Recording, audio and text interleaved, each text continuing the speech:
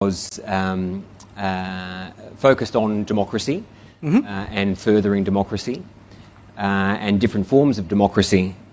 There are occasional comments that we see on the undermining of democracy in India, most recently in the context of the BBC, and just yesterday at the Munich Security Conference, George Soros spoke on many issues, but specifically on open and closed societies, and called on institutional reform in India. How do you, as Foreign Minister of India, explain this when you're dealing with your Quad ministers in particular, as well as others?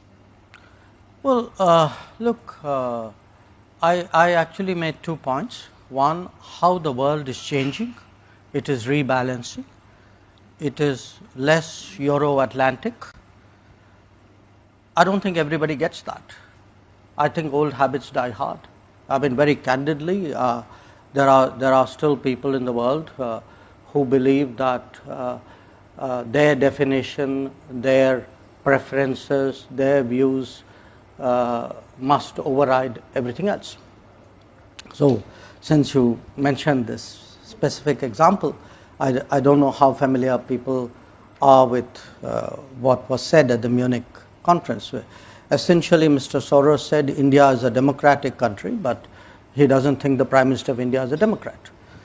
By the way, a few years ago, in the same conference, I was there at that time, he actually accused us of planning to strip millions of Muslims of their citizenship, which of course didn't happen. It was a ridiculous suggestion. But you have to understand what this actually means. I could take a view that the individual in question, Mr. Soros, is a old, rich, opinionated person sitting in New York who still thinks that his views should determine how the entire world works. Now, if I could only stop at old, rich and opinionated, I would put it away.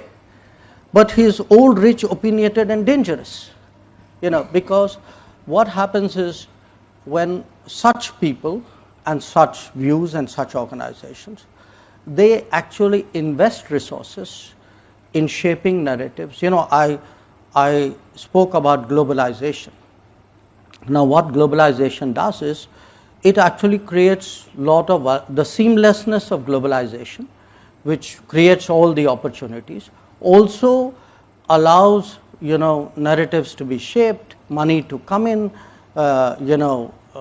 foundations to go about their agenda. Now, in this particular case, I mean, it is very clear that he has very strong political preferences. He actually thinks that, I mean, doesn't matter that this is a country of 1.4 billion people, we are almost there, whose voters decide how the country should run. He actually thinks, well, if, and again, I cite him as an extreme example, okay, but there are other, manifestations of this in different countries, where people like him think an election is good if the person we want to see wins. If the election throws up a different outcome, then we actually will say it's a flawed democracy. This to my and the beauty is all this is done under the pretense of advocacy of open society, of transparency, etc. So our generation, we have grown up with concepts like regime change, which influence operations. Now, you can call it what you will. I mean, to me, this really looks the same, with a gloss of some kind of do-goodism on it. So, for me, it's actually necessary today that we have today a serious conversation on democracy. When I look at my own democracy, I mean, I have today a voter turnout which is unprecedented, electoral outcomes which are decisive, electoral processes which are not questioned. We are not one of those countries where after the election somebody goes to arbitrate in court. Okay, we don't have any hanging chads either. And where you actually say, I will sit in judgment over the verdict of voters. Now, my sense of democracy is the voter is supposed to decide. And it worries us because look, we are a country which went through colonialism. We know the dangers of what happens when there is outside interference in whatever guise in your politics.